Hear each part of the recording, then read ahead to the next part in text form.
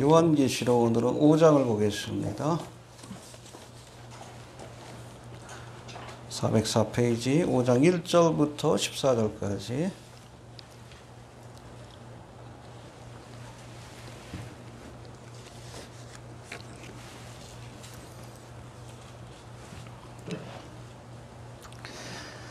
(5장 1절부터 14절까지) 교독합니다. 내가 보매 보좌에 앉으신 이와 오른손에 책이 있으니 안팎으로 썼고 7인으로 봉하였더라. 또 보매 힘 있는 천사가 큰 음성으로 외치기를 누가 책을 펴며 그 일을 떼기에 합당하냐 하니 하늘 위에나 땅 위에나 땅 아래에 능히 책을 펴거나 보거나 할 리가 없더라. 이 책을 펴거나 보거나 하기에 합당한 자가 보이지 않기로 내가 끈에 이르렀더니 장로 중에 하나가 내게 말하되 울지 말라. 유대 지파의 사자 다윗의 뿌리가 이기었으니 이 책과 그 7인을 떼시리라 하더라. 내가 또 보니 보좌와 네 생물과 장로들 사이에 어린 양이 섰는데 일찍 죽임을 당한 것 같다가 7뿔과 7눈이 있으니 이 눈은 온 땅에 보내심을 입은 하나님의 7영이더라. 어린 양이 나와서 보좌에 앉으신 이의 오른손에서 책을 취하시니라. 책을 취하시니 네 생물과 24 장로들이 어린 양 앞에 엎드려 각각 검은 모와 향이 가득한 금대접을 가졌으니 이 향은 성도의 기도들이라. 새 노래를 노래하여 가로되 책을 가지시고 그 인봉을 떼기에 합당하시도다. 일찍 죽임을 당하사 각 족속과 방언과 백성과 나라 가운데서 사람들을 피로 사서 하나님께 드리시고 저희로 우리 하나님 앞에서 나라와 제사장을 삼으셨으니 저희가 땅에서 왕을 하리로라 하더라. 내가 또 보고 들음에 보좌와 생물들과 장로들을 둘러선 많은 천사의 음성이 있으니 그 수가 만만이요 천천이라. 주님을 당하신 어린 양이 능력과 부와 지혜와 힘과 존귀와 영광과 찬송을 받으시기에 합당하다. 내가 또 들으니 하늘 위에와 땅 위에와 땅 아래와 바다 위에와 또 그 가운데 모든 만물이 가로되 보좌에 앉으신 이와 어린 양에게 찬송과 존귀와 영광과 능력을 세세토록 돌릴지어다 하니 내 생물이 가로되 아멘하고 장로들은 엎드려 경배하더라. 아멘. 요한계시록 4장과 5장은 이제 교회 시대가 끝나고 2장과 3장 에서부터 사빌라가 교회 시대에 나타날 모든 교회를 상징하고 있습니다. 제가 늘 얘기하지만 거기까지만 우리가 보고 지나가야 돼요. 이 땅에 남아가지고 7년 대원란이 어떻게 펼쳐지는지 그 찾아보면 심각해지는 거예요. 이해가 되십니까? 예. 아무튼 교회 시대가 끝나고 7년 대환란이 시작되기 전에 이제 천상에서 벌어지는, 그러니까 7년 대환란을 예비하는 그 천상의 모습을 우리에게 보여주고 있습니다. 이해가 되십니까? 지난 시간 우리가 4장의 말씀에서 살펴본 것처럼 이제 처음 사건은 뭔가 하면 지상에 있던 교회가 어디로 올라가게 됩니까? 에타타우타 2일 후에. 그렇죠? 24장로가 누구예요? 바로 휴거된 교회를 상징하고 있습니다. 그들 보니까 흰옷을 입고, 그렇죠? 교회 주시는 여러분 약속에 흰옷을 주리라. 면류관을 쓰고, 금면류관을 쓰고. 천사들은 면류관 안 써요? 누가? 이 땅에서 믿음을 지키고 사명을 감당한 성도들에게 면류관을 주시는 거예요. 이해가 되십니까? 그리고 하나님과 함께 보좌에 앉아 있다 그랬어요. 여러분, 천사들은 보좌에 앉아 있질 않습니다. 못해요. 섬기는 영이기 때문에. 항상 성경을 봐요. 이 천사들은 스탠바이. 그래서 하나님의 보좌 옆에서 명령을 수행하기 위해서 서 있거나 아니면 스랍들처럼 날아다니지. 앉아있는 모습으로 있지 못합니다. 그러나 여러분, 예수님께서는 우리가 주님과 함께 보좌에 앉아 다스리게 될 것이다라고 약속하고 있어요. 그래서 여러분, 여기에 등장하는 4장에 등장하는 24장로는 누구예요? 천사가 아니에요. 구약의 성도들도 아닙니다. 이스라엘도 아니에요. 휴거된 교회의 모습을 보여주고 있어요. 할렐루야. 여러분 6장부터 7년대 환란이 시작이 되는데 그 전에 교회가 휴거의 사건에 참여합니다. 그래서 필라델피아 교회에도 무슨 약속을 주셨어요? 시험의 때를 면케하리라. 할렐루야. 이해가 됩니까? 이 약속을 붙드시길 바랍니다. 환란 통과서를 얘기하는 사람들이 있는데 성경을 모르는 사람들이요. 성경은 분명하게 여러분 환란 전에 휴거의 사건이 있다. 그래서 여러분 이 7년대 환란 이 기간 동안 이 땅에는 환란과 심판이지만 그렇죠? 세상 나라에 대한. 그러나 여러분 공중에서는 혼인 예식이 시작이 되는 거예요. 펼쳐지는 겁니다. 이해가 됩니까? 그 마지막에 혼인 잔치를 치르고 지상 재림하여 주님과 함께 우리가 이 땅을 통치하게 되는 거예요. 이해가 되시죠? 예. 4장에서는 성부 하나님을 중심으로 이제 천상의 모습을 보여주고 있다면 이제 5장에서는 교회가 떠나간 세상을 심판하기 위해 하나님 보좌 우편에서 일어서서 4장에서는 앉아 계셨어요. 하나님 보좌 우편에. 그러던 예수님이 어린 양 되신 예수님이 보좌 우편에서 일어서십니다. 왜? 하나님의 명령을 따라 심판을 행하시기 위해서. 이해가 되십니까? 일어나서 보좌에 앉으신 이의 오른손에서 인봉된 책을 취하신 어린 양 예수 그리스도의 모습이 소개되고 있습니다. 그래서 그 인봉이 떼어질 때마다 7인의 재앙, 7 나팔의 재앙, 7 대접의 재앙이 이어지는 거예요. 그게 바로 7년대 환란입니다. 이해가 되시죠? 예. 조금 더 구체적으로 살펴보면 1절에 보니까 1절 한번 봅시다. 시작.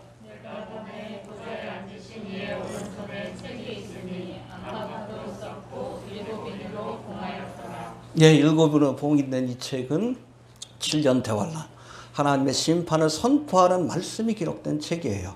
문제는 이 인봉된 책을 능히 펴거나 보거나 할 리가 하늘 위에도 땅 아래에도 땅 위에도 없었다라고 말씀합니다. 그러니까 그 모습을 보면서 너무나 사도 요한이 답답해가지고 울어요.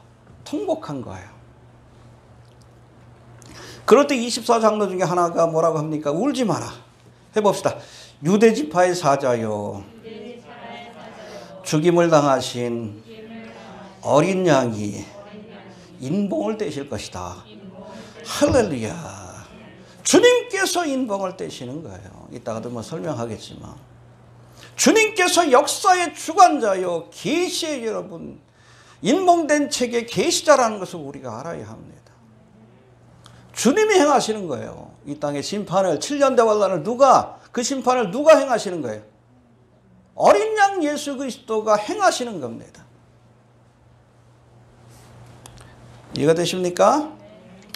이제 8절부터는 이렇듯 인봉된 책을 취하신 어린 양 앞에서 네 생물과 24장로 그리고 이어지는 천사들과 또 모든 만물들이 차례로 찬양과 경배를 드리는 장면이 등장합니다.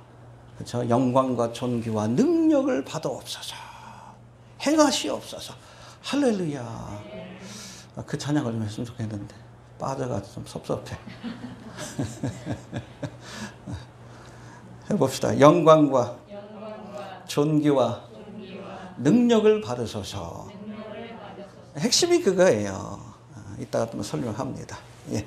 이 말씀 이제 하나씩 좀 살펴보면서 그 교훈들 한번 생각해 봅니다. 먼저 인봉된 책이 등장하는데 1절 다시 한번 봅시다. 시작. 내가 보매 보좌에 앉으신 이의 오른손에 책이 있으니 앞한 걷어섰고 7인으로 봉하였더라. 예, 이 보좌에 앉으신 이가 누구예요? 성부 하나님이십니다. 이해가 됩니까? 성자 예수님, 성자 하나님은 어디 계셔요? 이제 일어서 가지고 하나님의 명령을 수행하기 위해서 서 계십니다. 이해가 되십니까? 예. 책을 봤는데 헬라어로는 비블리온이라고 되어 있는데 거기 보니까 글이 안팎으로 쓰여져 있고 7인으로 봉인되어 있다라고 말씀합니다. 해봅시다. 7인으로 봉인되었다. 이 책 비블리온은 우리가 그 당시 그 양피지에 써서 양가죽이에요. 양가죽. 종이가 아직 그 발명되기 전이니까 양가죽에 써서 두루마리 형태로 보관하는 그런 책을 의미합니다. 이해가 되십니까? 이 책의 안팎에 글이 쓰여 있었고 이제 7인으로 봉인되었다라고 말씀합니다. 예전에 그 배너란 영화 보시면은 이 봉인하는 장면이 나오죠. 천둥으로 이렇게 해가지고 도장을 찍어서 봉인하는 장면이 나오는데 그 봉인을 7개나 했다고 했어요. 여러분 로마 시대 때는 유언장과 같은 중요한 문서, 중요한 계약이나 아니면 유언과 같은 중요한 내용이 들어가 있는 문서에는 반드시 봉인을 해서 그 내용이 훼손되지 않도록 조치를 취하는 그런 풍습이 있었어요. 이해가 되십니까? 이러한 봉인이 몇 개 있어요? 7개나 있었다는 것은 그만큼 그 책의 내용, 문서의 내용, 양피지의 내용이 너무나 중요하고 심각했다는 것을 우리에게 보여주고 있는 거예요. 이해가 되십니까? 네. 여튼 문서에 봉인한다는 의미가 한 4가지로 해석할 수 있는데 첫 번째, 이 봉인은 완성을 의미합니다. 해봅시다. 완성되었다. 계획이 완성되었다. 계약이 완성되었다. 계시가 완성되었다. 목적이 완성되었다는 뜻이에요. 창세로부터 시작된 구속의 계획이 이제 이 봉인된 책으로 완성이 된 겁니다. 요한계시로 완성이 된 거예요. 하나님의 구속의 역사가 여러분 7년 대환란으로 완성이 되는 겁니다. 이해가 되십니까? 또 봉인은 변개할 수 없음을 의미합니다. unchangeable이에요. 한번 봉인하면 그 내용을 삭제하거나 수정할 수가 없는 거예요. 해봅시다. 변개할 수 없다. 하나님께서 계획하신 일은 여러분 변개할 수 없는 거예요. 7인과 나팔과 대접의 재앙으로 상징되는 이 심판에 대한 계획, 이 봉인, 이걸 아예 봉인하시고 결코 변개치 않을 것임을 우리에게 확인해 주신 겁니다. 이해가 됩니까? 민수기 23장 19절에 보니까 하나님은 인생이 아니시니 시건치 않으시고 인자가 아니시니 후회가 없으시도다. 어찌 그 말씀하신 바를 행치 않으시며 하신 말씀을 실행치 않으시랴. 여러분 하나님은 말씀하신 것은 반드시 이루십니다. 천지가 사라져도 하나님의 말씀은 1.1핵도 사라지지 않고 다 이룰 거라고 했어요. 특별히 여기 봉인된 내용이 뭐예요? 7년 대환란. 이 예언의 말씀이 반드시 이루어질 것을 이 봉인을 통해서 확인해 주시는 거예요. 반드시 이루어집니다. 하나님의 계획은 곧 역사예요. 하나님이 말씀하시면 역사가 되는 겁니다. 이해가 되십니까? 또 세 번째, 봉인이라는 것은 완전을 의미합니다. 해봅시다. 완전을 의미한다. 그래서 7봉인. 성경에서 7은 무슨 숫자? 완전의 숫자예요. 완전의 숫자. 하나님의 숫자이기도 하고, 우리가 흔히 7년 대환란을 7인과 나팔과 대접의 재앙이라고 표현하는데, 우리가 정확하게 말하면 7인의 재앙 가운데 7번째 인의 재앙 속에 뭐가 들어가 있어요? 7번째 인이 떼어질 때 7나팔의 재앙이 시작이 되는 거예요. 이해가 되시죠? 그리고 7나팔의 재앙 가운데 7번째 나팔의 재앙에 뭐가 포함되어 있는 거예요? 7 대접의 재앙. 결국 7인의 재앙 가운데 나팔과 대접의 재앙이 포함되어 있는 겁니다. 이해가 되십니까? 예. 이런 7인의 재앙을 통해 그동안 하나님을 대적하던 사탄 마귀와 적그리스도의 세력들이 다시는 일어설 수 없도록 주님께서 심판하시고 저들을 멸하실 것이다라고. 그냥 심판이 아니에요. 퍼펙트한 심판입니다. 이해가 됩니까? 끝난 뒤에는 여러분 영은 무정행에 갇히게 될 것이고 적그리스도와 여러분 거짓 선지자는 지옥불에 던져질 것이다라고 분명히 말씀해요. 이 바다를 항해하는 사람들이 두려워하는 이 퍼펙트 스톰이라는 게 있어요. 뭐 그런 영화도 있는데 완벽한 폭풍우다.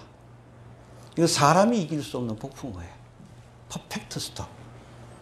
7년 대환란의 심판이 바로 퍼펙트 스톰과 같은 이 땅의 어둠의 권세들을 완전히 무너뜨리는 그러한 재앙이 된다는 것을 우리가 기억해야 합니다. 알겠습니까? 예. 또 네 번째, 봉인은 문서를 작성한 사람이 수신자에게 안전하게 전달되도록 사용하는 일종의 안전장치예요. 다른 사람들은 보지 못하고 수신자에게, 특정한 수신자에게 볼 수 있도록, 그 사람만 볼 수 있도록 봉인을 하는 거예요. 해봅시다. 그 사람만 볼 수 있도록 봉인하는 것이다. 이 봉인된 문서에는 여러분 수신자가 있어요. 1차적으로는 교회 주신 말씀이고, 또 특별히 여러분 이 봉인은 6장부터 19장까지의 7년 대환란인데 이스라엘 백성들에게 주신 말씀이라는 것을 우리가 알아야 합니다. 알겠습니까? 네. 아무튼 우리는 4장까지, 5장까지만 보고 갑시다. 이 봉인이 펼쳐지는 것까지 우리가 보고, 다음은 어떤 일이 있을까? 그 고민하게 되면 참, 그것도 참 심각한 상황이에요. 해봅시다. 이스라엘에게 전달해 주시는 말씀이다. 알겠습니까? 일곱인과 나팔과 대접의 재앙, 여러분 구약 성경에서 이것을 야곱의 환난의 때, 그렇죠? 그리고 다니엘서 9장 27절에는 한일의 사건으로 이렇게 표현합니다. 이 기간은 여러분 교회 주신 그런 그 기간이 아니에요. 이스라엘이 회복되어서 하나님의 사역을 감당하는 기간이 바로 이 7년 대환란의 기간입니다. 그들에게 주신 말씀이라는 것을 우리가 알아야 합니다. 이해가 되십니까? 예. 바로 이런 이유 때문에 저희 교회에서도 사실은 요한계시록은 우리 교회보다도 누가 읽어야 될 책이에요? 유대인들이 읽어야 돼. 이스라엘 사람들이. 종말의 타임테이블 요한계시록 강의를 그래서 여러분 러시아어로 번역한 것이고, 왜냐하면 500만 유대인 가운데 200만이 넘는 사람들이 러시아계 유대인이에요. 이 사람들은 영어도 제대로 모르고 히브리어도 모릅니다. 러시아 말이 편한 사람들이. 그들에게 7년 대환란 때 어떤 일이 벌어질지 아직은 예수를 메시아로 인정하지 않지만 7년 대환란 때 어떠한 사건이 펼쳐질지, 또 어떠한 일이 있을 때 무엇을 해야 될지 그거를 알려주기 위해서는 여러분 요한계시록을 봐야 되고 그 말씀을 풀이해 줘야 돼요. 그래서 러시아로 번역한 거예요. 그분들에게 전해주기 위해서. 코로나 때문에 지금 그 책을 제대로 보낼 수 없는 상황이긴 하지만 하나님께서 하늘길을 열어주실 줄로 그렇게 믿습니다. 네. 유대인들에게 가장 필요한 책, 이것이 바로 이 봉인된 책, 일곱인으로 봉인된 책임을 우리가 기억할 수 있게 되길 바랍니다. 예. 아무튼 이 사도 요한이 본 일곱인으로 봉인된 책은 해봅시다. 완전하고 변개할 수 없고 완성된 책이다. 예, 그리고 특별히 이 책은 교회뿐 아니라 7년 대환란의 기간 동안에 회심하고 하나님의 사명을 감당하게 될 누구? 이스라엘 백성들에게 주신 특별한 말씀이라는 것을 우리가 기억할 필요가 있습니다. 바로 이런 이유 때문에 1장 3절에도 나오지만 해봅시다. 이 책을 읽는 자와 듣는 자와 지키는 자들이 복이 있도다. 그렇죠? 이전까지는 감춰졌지만 이제는 revealed, concealed 했지만 펼쳐진 책이고 알려진 책입니다. 할렐루야. 누가 이 봉인을 푸셨어요? 예수님이 풀어서 우리에게 알려주신 겁니다. 부지런히 읽읍시다. 들읍시다. 그리고 그 말씀 가운데 행해야 합니다. 행해야 합니다. 그런 자가 복이 있습니다. 예. 자, 두 번째는 이 봉인된 책의 내용에 관한 건데, 우리가 다음 주부터 살펴볼 계시록 6장부터 19장까지가 이 봉인이 하나하나씩 펼쳐지면서 일어나는 사건들. 그게 뭐예요? 7 인의 재앙, 7 나팔의 재앙, 그리고 7 대접의 재앙. 이것이 바로 봉인된 책의 내용입니다. 해봅시다. 하나님의 심판에 관한 말씀이다. 알겠습니까? 여러분 구속사적인 관점에서 살피면 이 7년 대환란, 이 봉인된 기간 혹은 이 한일의 기간은 에덴 동산에서 아담과 하와가 범죄함으로 사탄 마귀에게 빼앗겼던 이 땅에 대한 주권을 회복하는 기간입니다. 해봅시다. 주권을 회복하는 기간이다. 여러분 인간이 타락한 순간부터 만물의 영장으로서 이 땅을 다스리는 아담과 하와의 권세가 누구에게 넘어갔습니까? 사탄 마귀에게 넘어간 거예요. 이해가 되셔요? 그래서 여러분 성경에 보면은 이 사탄 마귀를 뭐라고 합니까? 세상의 임금이라고 했어요. 지금 다스리는 자입니다. 그렇죠? 세상 모든 군왕들의 뒤에 어둠의 권세가 있어요. 그리고 고린도후서 4장 4절에 보면 이 세상의 신이다. 세상을 다스리는 신이라는 뜻이에요. 혹은 에베소서 2장 2절에 보니까 공중의 권세 잡은 자다. 지금 이 땅은 누가 붙들고 있어요? 어둠의 세력들이 붙들고 있어요. 요즘은 더한 것 같잖아요. 사탄 마귀를 섬기고 적그리스도를 숭배하는 자들이 돈, 명예, 권력 모든 것들을 갖고 있습니다. 그걸 가지고 할 수만 있다면 믿는 사람들도 미혹하여 넘어뜨리려고. 그렇죠? 왜 예수 믿는다는 사람들이 이러고 다녀? 돈에 넘어가는 거다.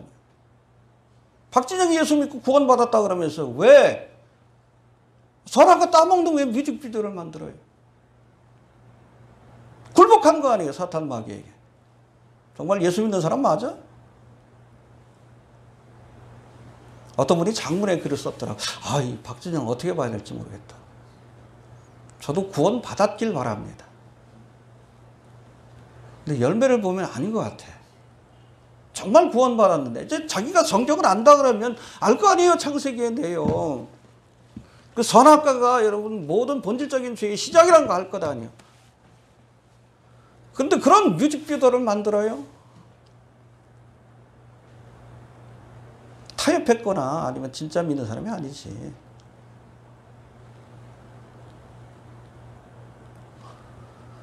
공중의 원세 잡은 자입니다. 이 세상의 신이요 세상의 왕이에요. 요한일서 5장 19절에도 보니까 우리는 하나님께 속하고, 그렇죠? 우리 그리스도인들은 누구에게 속한 자요? 하나님께 속한 자예요. 이 세상 나라에도 속한 자가 아니에요. 하나님 나라에 속한 자들이지. 그래서 자꾸 세상 정치에 너무 신경 쓰지 말라는 얘기예요. 그놈이 그놈이지. 어차피 장망성이고. 그 뒤에 어둠의 세력들이 있는 건데 여당이든 야당이든. 우리는 하나님께 속하고 온 세상은 악한 자에게 속한 것이다. 어둠의 세력에게 붙들려 있다. 그래서 여러분 하나님께서 이 땅에 하나님의 나라를 세우실 때, 그렇죠? 재림하셔서 세우실 터인데 리모델링을 하는 게 아니에요. 리모델링을 조금 고쳐가지고 다시 쓰는 게 아니에요. 다 때려 부시고 재건축하는 겁니다. 몇 년 동안? 7년 동안 때려 부시는 거예요. 세상 나라와 하나님을 대적하는 자들을 다 때려 부시고 갈아엎고, 그리고 비로소 주님의 나라를 세우는 겁니다. 택한 백성들을 통해서. 이해가 되십니까? 네. 여하튼 첫째 아담이 사탄에게 빼앗긴 권세를 되찾아오기 위해 이제 둘째 아담이신 예수님이 7년 동안 사탄 마귀와 저를 추종하는 세상 권세자들을 심판하시고 세상 나라를 심판하시고 마지막 순간에 누구와 함께 지상 재림합니까? 아담이니까 옆에 누가 있어야 돼? 하와가 있어야지. 그리스도의 신부인 교회와 함께 지상 재림하여서 이 땅에 하나님의 나라를 세우는 거예요. 우리도 주님과 함께 통치에 참여합니다. 둘째 하와로서. 첫째 아담과 첫째 하와가 빼앗겼던 죄로 인해서 그걸 회복하는 시간이 바로 여러분 7년 대환란의 기간이고 지상재림의 사건이고 천년왕국입니다. 이해가 되십니까? 예. 왜 곧바로 신천신지 새 예루살렘으로 안 가시고 중간에 천년왕국이라는 이 기간, 이건 여러분 왕국이 회복되는 기간이에요. 빼앗겼던 어둠의 권세에게 빼앗겼던 하나님의 나라를 회복하는 기간이다. 할렐루야. 그러니까 이사야서에 보면 천년왕국의 기간 동안 이 땅에 펼쳐질 일들에 대한 묘사의 말씀을 보면 에덴 동산 같잖아. 독사굴에 어린이가 손 놓고 장난쳐도 물지 않고 사자들이 풀을 뜯고 에덴 동산과 같은 그런 기간이 펼쳐지는 거예요. 본래는 그런 모습이었습니다. 근데 사탄 마귀에게 빼앗기니까 이 땅이 이렇게 된 거지.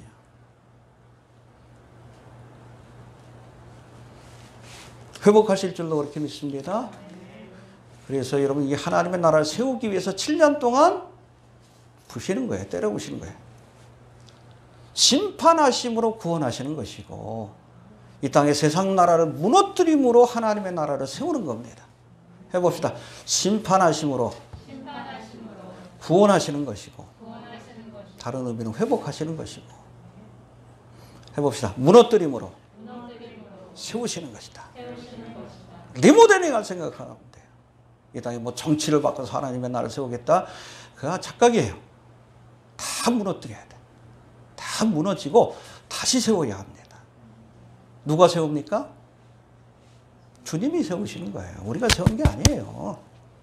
킹과 킹덤은 같은 의미예요. 똑같은 여러분 이 땅이지만 주님께서 만왕의 왕으로 오셔서 다스릴 때 이 땅에 하나님의 나라 킹덤 오브 갓이 세워지는 거예요. 이해가 되시죠? 그 과정으로 7 봉인으로 된 책으로 상징되는 7년 대환란이 필요한 겁니다. 이해가 되시죠? 반드시 필요한 겁니다.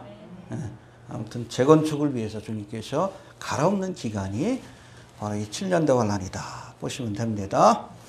자, 이제 두 번째 인봉을 떼기에 합당한 자인 예수님에 대한 묘사가 나오는데 2절부터 우리 3절까지 한번 봅시다. 2절 3절 시작. 또 몸에 힘 있는 천사가 큰 음성으로 외치기를 누가 책을 펴며 그 입을 떼기에 합당하나 하니 하늘 위에나 땅 위에나 땅 아래에 능히 책을 펴거나 보거나 할 이가 없더라. 네, 1절에서는 인봉된 책이 보좌에 앉으신 이의 오른손에 들려 있었다. 이 보좌에 앉으신 이가 누구죠? 성부 하나님이십니다. 하나님의 오른손에 봉인된 책이 들려 있었다는 것은 종말과 심판을 주관하는 권세가 누구에게 있어요? 하나님께 있는 겁니다. 주님이 심판하십니다. 예. 문제는 이렇게 봉인된 책에 인을 떼어서 이제 그 비밀을 알려주시고 그것을 실행할 자가 보니까 하늘 위에도 없고 땅 위에도 없고 땅 아래도 없더라. 이해가 됩니까? 인봉을 뗀다는 건 뭐예요? 그 비밀을 드러내고 그것을 하나님이 계획하신 심판의 계획을 실행하는 자라는 뜻입니다. 근데 우리가 하늘 위, 어떤 분들은 이걸 뭐 천국이라 그러고 땅 위는 이 땅이라 그러고 땅 아래는 뭐 지옥이라 그러는데 음부라고 하는데 좀 무리가 있는 해석이고, 왜냐하면 13절에 보면 땅 아래에 있는 자들도 찬양한다 그랬거든요. 지옥에 있는 사람들이 뭐 찬양할 일은 없잖아요. 아무튼 하늘 위, 땅 위, 이 땅 아래는 모든 피조물들을 상징한다고 보시면 됩니다. 그게 뭐 천사든 인간이든 동물이든 그 어떤 피조물도 이것을 뗄 만한 권세를 가진 자가 없더라.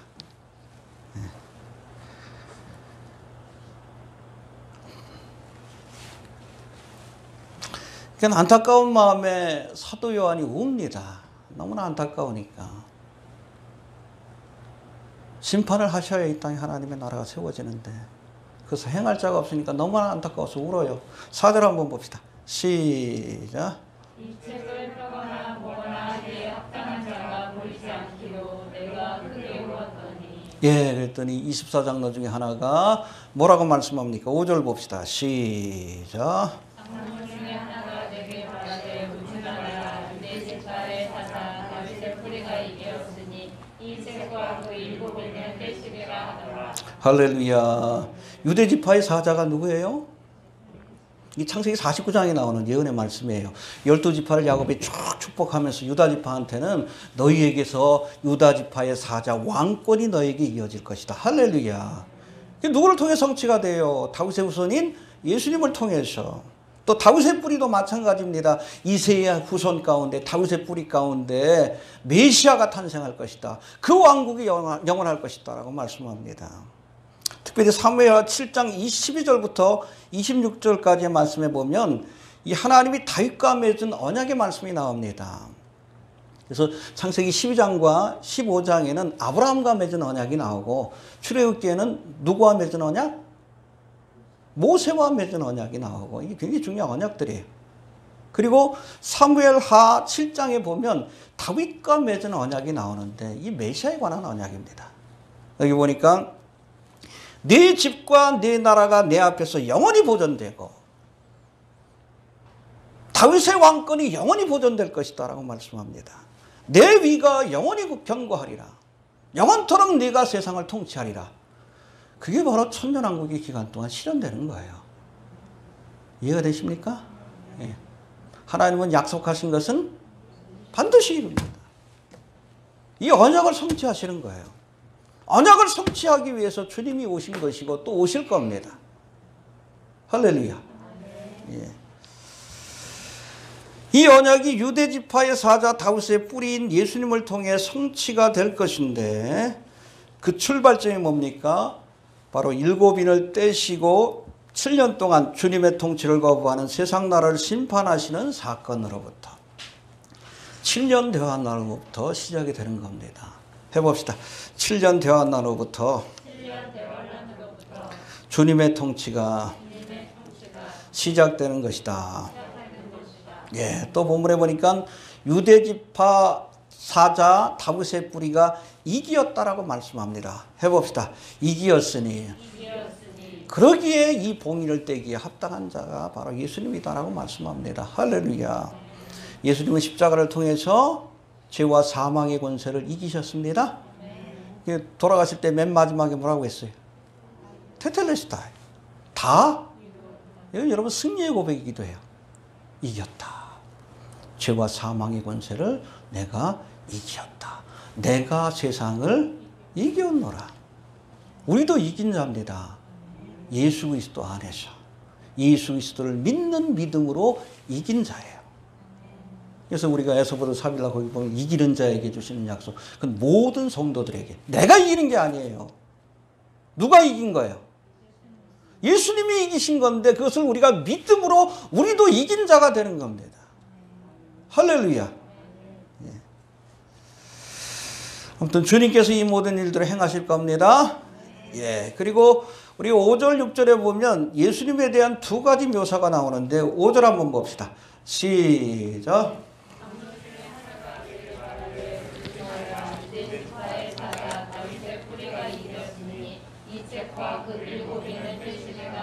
예, 5절에서는 예수님을 유대지파의 사자, 라이언, 백수의 왕인 사자로 묘사합니다. 장차 오실 예수님의 모습이에요. 그런가 하면 여러분 6절에서는 뭐라고 합니까? 시작. 내가 또 보니 보좌와 내 생물과 장로들 사이에 어린 양이 섰는데 일찍 죽임을 당한 것 같더라. 일곱 뿔과 일곱 눈이 있으니 이 눈은 온 땅에 보내심을 입은 하나님의 일곱 영이더라. 일찍 죽임을 당하신 어린 양으로 이렇게 묘사해요. 죽었다가 지금은 살아나신. 해봅시다. 사자인 동시에 어린 양이시다. 그래서 초림의 주님은 어린 양으로서 대속의 사역을 완성하기 위해 오셨어요. 그렇게 세례 요한이 예수님을 보고 뭐라 그랬어요? 보라, 하나님의 어린 양이로다. 대속의 사역을 완성하기 위해 오신 거예요. 그러나 여러분 재림의 주님은 왕권을 가지시고 철장을 가지시고 세상을 심판하시고 통치하기 위해 오시는 유대지파의 사자인 것 여러분 기억할 수 있게 되길 바랍니다. 알겠습니까? 예. 자, 6절에는 이렇게 어린 양 대신 예수님의 모습이 좀 자세하게 기록되어 있는데 다시 한번 봅시다. 시작. 내가 또 보니 보좌와 내 생물과 장로들 사이에 어린 양이 섰는데 일찍 죽임을 당한 것 같더라. 일곱 뿔과 일곱 눈이 있으니 이 눈은 온 땅에 보내심을 입은 하나님의 일곱 영이더라. 예, 여기 보니까 어린 양에게 일곱 뿔이 있었다. 일곱은 완전히 숫자입니다. 뿔은 뭘 상징해요? 나중에 뭐 짐승도 10뿔이 있었다 그런 말씀이 나오는데 이건 권세를 상징합니다. 일곱 뿔은 온전한 권세를 상징합니다. 해봅시다. 완전한 권세를 상징한다. 그렇죠. 이 땅을 온전히 다스릴 만왕의 왕인 것을 기억할 수 있게 되길 바랍니다. 예. 또 보니까 일곱 눈이 있었다라고 했는데 이 눈은 일곱 눈이라는 것은 감찰하는 것, 지켜보는 것을 의미합니다. 일곱 눈을 가지셨다는 것은 전지하신 모든 것들을 지켜보고 계시다는 거예요. 해봅시다. 예수님이 모든 것을 보고 계시다. 내가 아노니 그러잖아요. 내가 아노니. 그리고 일곱 영은 뭡니까? 전에도 여러 번 설명을 드린 것처럼 성령 하나님의 충만하신 모습을 상징해요. 이사야서 11장 2절에 나와 있습니다. 여호와의 신 지혜와 총명과 모략과 재능과 지식과 여호와를 경외하는 신이 이새의 아들 다윗에게 임하니. 그래서 다윗의 후손 뿌리에게 임하니. 예수님께서 7영으로 충만했다라고 이사야 11장에서 말씀해요. 근데 7눈이 곧 7영이라고 했어요. 지금 하늘 보좌 우편에 계신 예수님께서 이 땅을 감찰하시고 모든 걸 지켜보시는데 뭘 통해서? 7영을 통해서, 성령을 통해서 지켜보고 계시는 거예요. 다 알고 계십니다. 이해가 되십니까? 네.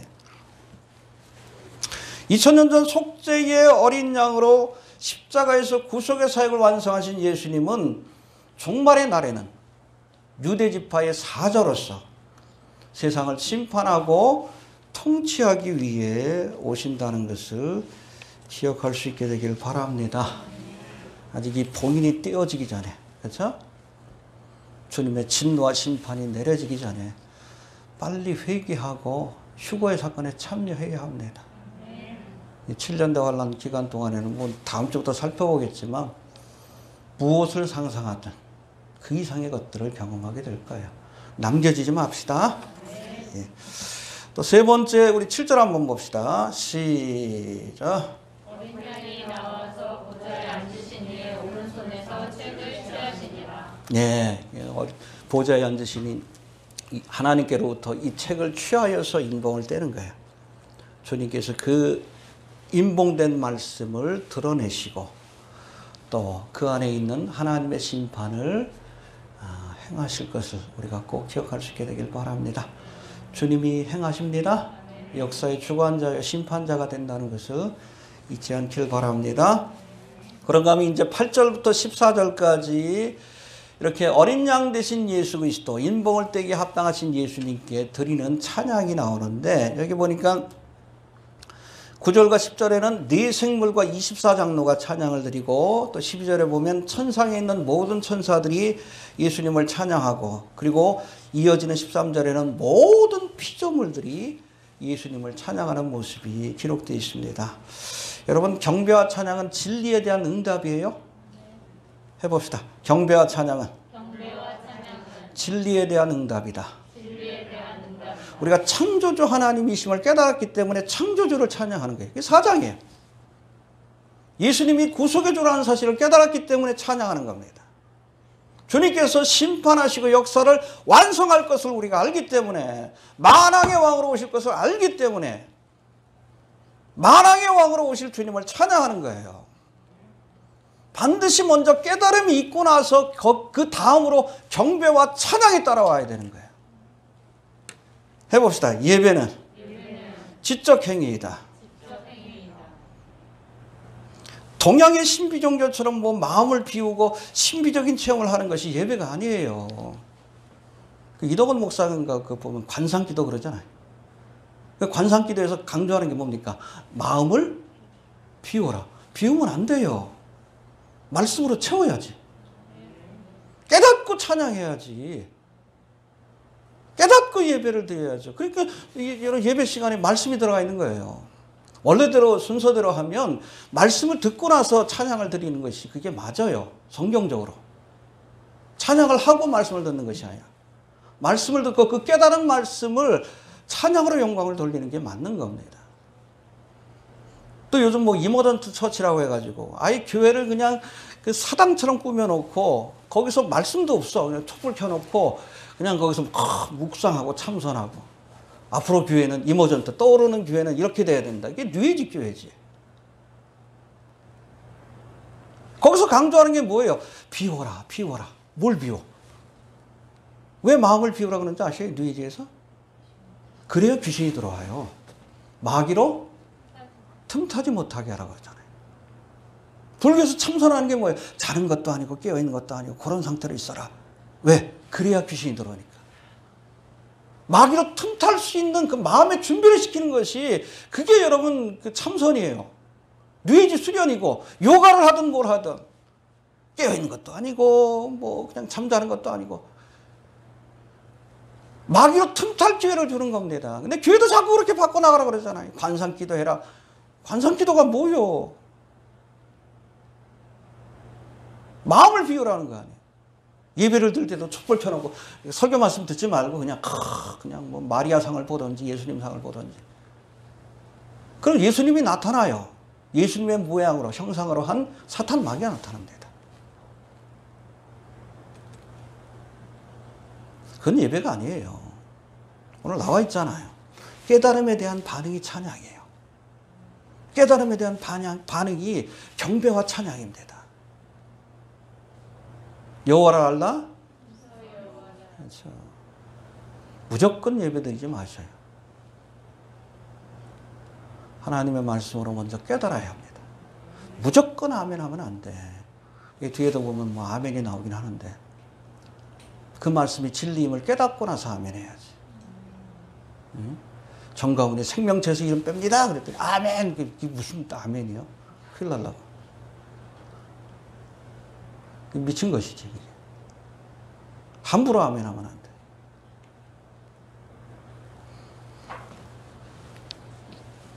해봅시다. 예배는 깨달음에 대한 반응이다. 먼저 말씀으로 깨닫고 그 깨달음에 대해서 반응하는 것이 바로 경배와 찬양입니다. 그게 예배예요. 그렇지 않으면 그 뉘에지 교회입니다. 뉘에지 예배고 거긴 성령이 역사하지 않아요. 악한 영이 역사하지. 구체적으로 우리 내생물과 24장로의 찬양부터 한번 살펴봅니다. 8절부터 11절까지인데 한번 봅시다. 8절부터. 먼저 8절 한번 봅시다. 시작.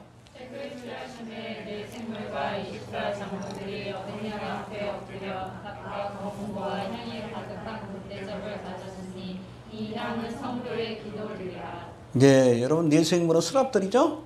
하나는 뭐 사람 얼굴 같고 송아지 얼굴 같고 사자 얼굴 같고 독수리 얼굴 같고 하나님 수정된 스랍들이 하나님을 찬양하고 누구와 함께 24장로 교회를 대표하는 사람들입니다. 근데 24장로가 찬양하는 모습을 보니까 한 손에는 뭘 들고 있어요? 검은 고. 찬양하는 도구죠. 찬양하는 도구.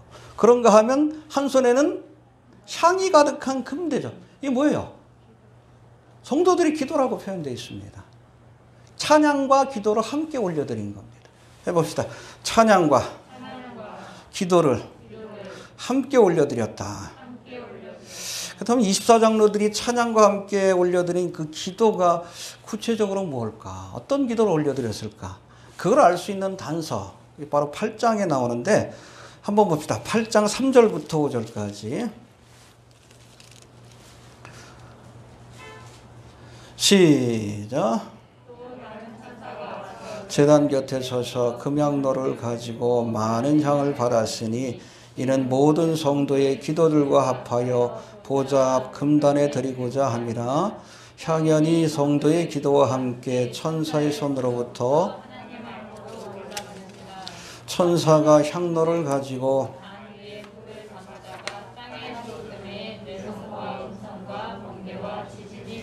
예, 여기 보니까 성도들의 기도가 담긴 금향로에다가 단 위에 있는 불을 담아서 땅에 쏟으니 하나님의 재앙, 나팔의 재앙이 임했다라고 말씀합니다. 이 말씀에 비춰보면 여러분 이 금대접에 담긴 향은 성도들의 기도, 특별히 하나님 앞에 이 땅에서 핍박과 고난을 당하고 순교를 당한 성도들이 드린 신원해달라는 기도입니다. 우리의 억울함을 풀어주옵소서. 그 기도를 들으시고 7인의 재앙을 시작하시는 거예요. 알겠습니까? 2000년의 교회 역사 속에서 얼마나 억울한 일들이 많이 있어요. 지금도 예수 믿는다는 이유 때문에 핍박과 고초를 겪는 사람들이 얼마나 많이 있습니까? 수많은 순교자들이 있잖아요. 저 북한 땅에도 그렇고 저 중국에도 그렇고 그 성도님들이 드린 기도 신원하여 주옵소서. 이 억울함을 펼쳐 주옵소서. 풀어 주옵소서. 그 기도를 올려드리는 거예요. 그 기도를 받으시고 7인의 재앙을 시작하시는 겁니다. 반드시 주님께서 응답해 주십니다. 비록 더디게 응답되는 것 같지만 때가 차면 반드시, 알겠습니까? 우리 신원해달라는 그러한 기도가 응답될 줄로 그렇게 믿습니다. 아무튼 예수를 믿는다는 이유 때문에 우리가 이 땅에 많은 고통과 고초를 겪기도 하지만 주님께서 아십니다. 또 고난 가운데 드린 기도를 기억하시고 반드시 갚아주실 줄로 이렇게 믿으시길 바랍니다. 그리고 두 번째는 새 노래로 노래한다라고 말씀합니다. 해봅시다. 새 노래로 노래한다. 이 새 노래라고 할 때 새롭다는 뜻이 헬라어로는 카이넨이라고 되어 있는데 이 단어는 시간적으로 새롭다는 뜻이 아니에요. 그 단어는 헬라어로 네오스라고 되어 있습니다. 뉴라는 뜻인데 그것이 아니고 이 카이넨은 질적으로 새롭다는 뜻입니다. 똑같은 찬양을 드려도 찬양을 드릴 때마다 새로운 마음으로 드리라는 거예요. 새 노래로 찬양합시다. 우리 매주마다 168장 찬양하지만 드릴 때마다 우리가 새로운 마음으로 하나님 앞에 찬양을 드려야 합니다. 매일같이 뭐 작곡해가지고 새로운 노래를 이렇게 찬양하는 뜻이 아니에요. 새로운 마음으로 새 노래로 찬양합시다. 예. 그 다음에 9절에 보니까 인봉을 떼시기에 합당하도다 이렇게 찬양합니다. 해봅시다. 인봉을 떼시기에 합당하도다. 그렇죠? 예수님만이 인봉을 떼시기에 세상을 심판하고 다스리기에 합당한 분입니다. 할렐루야. 예. 그리고 네 번째, 일찍 죽임을 당하사 각 족속과 방언과 백성과 나라 가운데서 사람들을 피로 사서 하나님께 드렸다. 이게 9절의 찬양인데 9절 한번 봅시다. 시작. 새 노래를 노래하여 가로되 책을 가지시고 그 인봉을 떼기에 합당하시도다. 일찍 죽임을 당하사 각 족속과 방언과 백성과 나라 가운데서 사람들을 피로 사서 하나님께 드리시고. 이게 언제 한 일이에요? 2000년 전에 십자가에서 대속의 사역을 완성하신 것. 과거에 했던 일입니다. 과거에 하신 일이에요. 그런가 하면 10절 한번 봅시다. 시작. 저희로 우리 하나님 앞에서 나라와 제사장을 삼으셨으니 저희가 땅에서 왕노릇하리라. 그렇죠? 언제? 천년왕국의 기간 동 미래에 있을 일에 대한 찬양입니다. 우리가 예수님을 찬양할 때 이미 행하신 일뿐 아니라 앞으로 행하실 일도 찬양해야 합니다. 왜? 주님께서 말씀하시면 그대로 이루어지니까 아까도 말씀했지만. 알겠습니까? 주님께서 우리를 위해서 행하신 일뿐 아니라 앞으로 우리를 위해서 행하실 일들, 세상을 심판하시고 왕과 같은 제사장으로 이 땅을 통치하는 권세를 주실 주님을 생각하면서 우리가 찬양으로 영광을 돌릴 수 있게 되길 바랍니다. 예. 예수님은 우리를 지으신 창조주여. 해봅시다. 창조주여. 두 번째는 십자가에서 대속의 사역을 완성하신 구속주여. 해봅시다. 구속주여. 또 장차 세상을 심판한 심판의 주가 되시고 또 이 땅을 다스릴 만왕의 왕이시기 때문에 우리가 마땅히 경배와 찬양을 돌려드려야 하는 겁니다. 우리를 지으시고 구속하시고 세상을 심판하시고 다스릴 분이기 때문에 할렐루야. 찬송과 존귀와 영광 받으소서. 주님께 마땅히 경배와 찬양을 드려야 하는 겁니다. 이어지는 11절 12절은 천사들의 찬양인데 11절 봅시다. 시작. 내가 또 보기에 저와 생물들과 장로들을 불러서 많은 천사의 음성이 있으니 그 수가 만만이요 천천이라. 예, 천사의 숫자가 얼마나 되죠? 욥기에도 그렇지만 천사는 뭐 나중에 12장에도 나오지만 뭐로 묘사되어 있어요? 별로 묘사되어 있습니다. 용이 하늘에 있는 별 가운데 3분의 1을 침해. 그렇죠? 천사들 가운데 3분의 1을 미혹해서 자기 편으로 삼은 거예요. 하늘에 있는 별 숫자 아십니까? 천사들이 그렇다는 거예요. 얼마나 되는지 몰라. 그러나 그 모든 천사들이 하나님 앞에 찬양을 드립니다. 뭐라고? 12절 시작.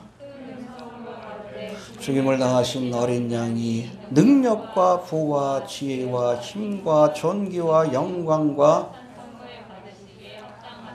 할렐루야. 천사들이 찬양합니다. 그리고 이어지는 그러니까 네 생물과 24장로의 찬양 그리고 이어지는 천사들의 찬양 그리고 마지막으로 모든 만물들이 하나님을 찬양하는 장면이 13절에 나와 있어요. 13절 한번 봅시다.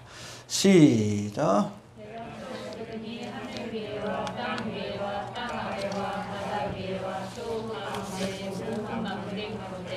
보좌에 앉으신 이와 어린 양에게 찬송과 존귀와 영광과 능력을 세세토록 돌릴지어다 하니. 예, 처음에는 네 생물과 24장로가 찬양을 드렸고, 그리고 그 다음으로는 천사들이 찬양을 드렸고, 그 마지막에는 모든 만물들, 하늘에 있는 것들, 땅에 있는 것들, 땅 밑에 있는 것들, 바다에 있는 것들. 할렐루야.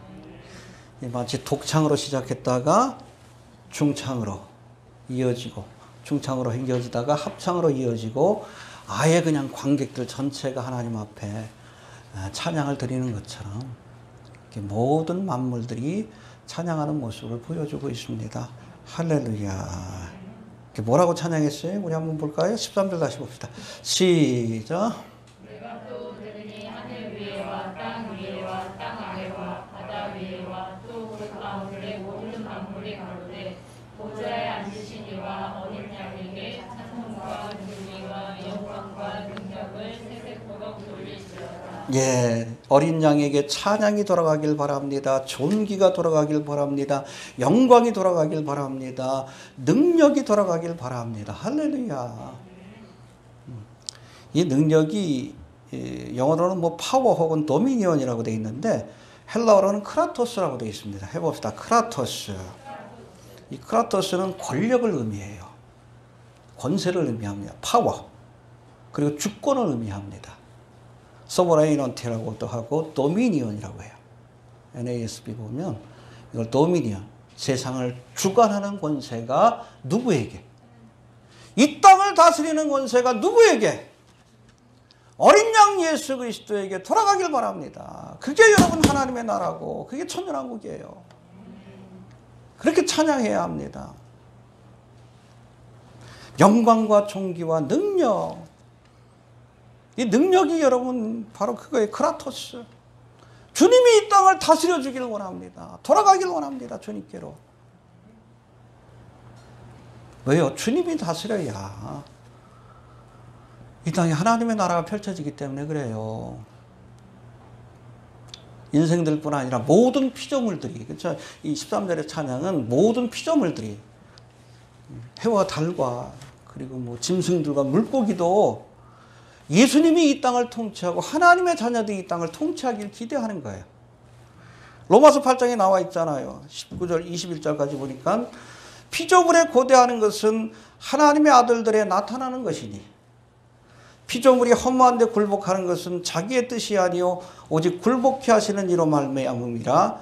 그 바라는 것은 피조물도 썩어짐의 종로로 탄 데서 해방되어 하나님의 자녀들의 영광의 자유에 이르는 것이니라. 할렐루야. 여러분, 이 땅에 있는 모든 피조물들, 강이든 바다든 나무든 물고기든 짐승이든 하나님과 하나님의 아들들이 나타나서 이 땅을 다스려 주길 고대하는 거예요. 그게 천년왕국 때 펼쳐지잖아요. 왜 그렇습니까? 사탄 마귀와 마귀의 미혹을 받은 죄악된 인간들, 욕심 많은 인간들이 이 땅을 통치하니까 지금 나타나는 게 뭐예요? 모든 게 다 오염되고 동물들이 멸종되고 피조물들도 구속받기를 원하는 거예요. 구속받기를 원하는 겁니다. 회복되기를 원하는 거예요. 어떤 모습으로? 에덴 동산과 같은 모습으로 회복되기를 원하는 거예요. 주님이 오실 때 회복될 겁니다. 주님이 통치할 때. 그때 여러분 에덴 동산과 같은 낙원이 이 땅에 펼쳐지는 겁니다. 할렐루야. 믿습니까? 예. 이게 온전한 회복이에요. 그래서. 그리고 마지막 14절 보고 마칩시다. 시작.